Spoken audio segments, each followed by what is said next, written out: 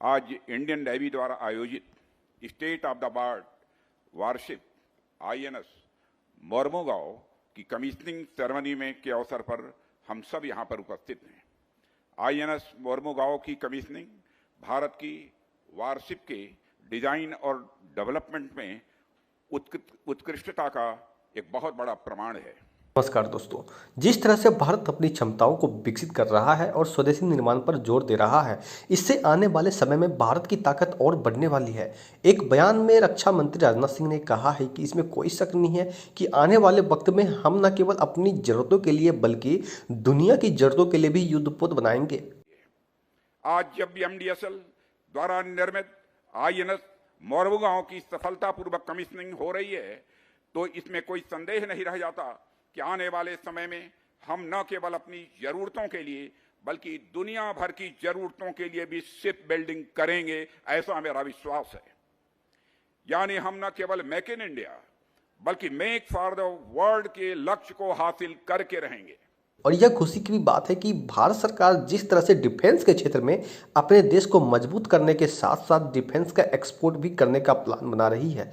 चूंकि हमने देखा है कि हाल में ही मोरमुगांव नाम का एक 7,500 टन वजन वाला P-15B स्टील्थ गाइडेड डिस्ट्रॉयर भारतीय नेवी के लिए कमीशन किया गया है और यह करीब 75% स्वदेशी है। फिर आप ये पूछेंगे कि 75% स्वदेशी है तो 25% किस देश का लगा है, तो मैं बता दूं कि इसका 25% दूसरे देशों से इंपोर्ट किया गया है। लेकिन कुछ सिक्योरिटी इशू की वजह से भारत सरकार ने इसे अनवील नहीं किया है कि कौन सा पार्ट किस देश का लगाया गया है। इस शिप का निर्माण MTSL यानी Mazagaon dock ship builders limited द्वारा किया गया है और शिप का नाम गोवा के एक पोर्ट मोरमुगांव के नाम से रखा गया है। बाकी भारतीय नेवी के पास जो भी डिस्ट्रॉयर शिप है वह शहरों के नाम पर ही रखा गया है।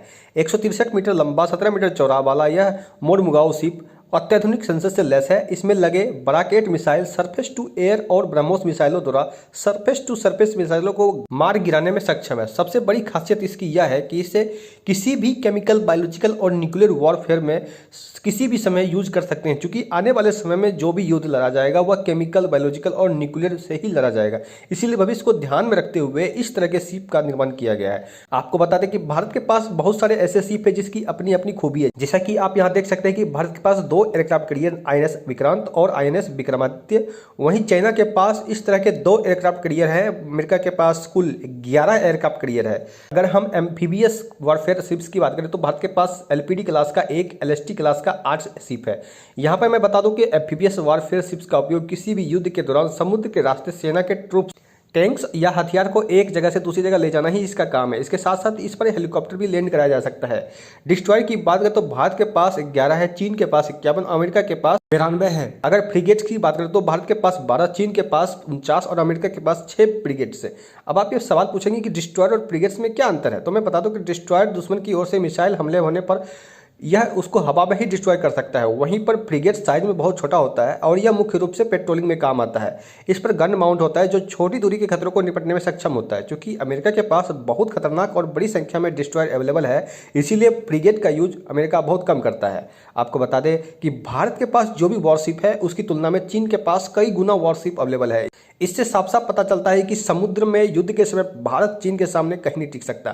लेकिन आपको बता दूं कि आने वाले समय में जो भी युद्ध होगा वह केमिकल, बायोलॉजिकल और न्यूक्लियर से ही होगा। ऐसे में आने वाले समय में भारत को और वॉरशिप की जरूरत होगी, इसीलिए बहुत जरूरी है कि भारत इस पर तेजी से काम करे। ऐसे में दोस्तों आपको क्या लगता है कि भारत चीन से युद्ध करने के लिए कितना तैयार है, कमेंट करके बताएं। यदि दोस्तों यह वीडियो आपके काम आए तो इस वीडियो को लाइक कर दीजिए। यदि आपको इसी तरह की वीडियो देखनी तो इस चैनल को सब्सक्राइब कर लीजिए। तो मिलते हैं अगले वीडियो में, तब तक के लिए धन्यवाद।